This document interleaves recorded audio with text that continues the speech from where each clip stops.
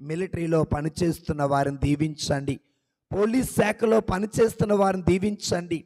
ఆర్టీసీలో, రైల్వేలో, నేవీలో, ఎయిర్లైన్స్లో పనిచేస్తున్న వారిని దీవించండి. వారిని భద్రపరచండి. ఏ అపాయము వారిని వాటిల్లకుండా, ఏ తెగులు వారిని సమీపించకుండా భద్రపరచి కాపాడమని ప్రార్థిస్తున్నాం దేవా.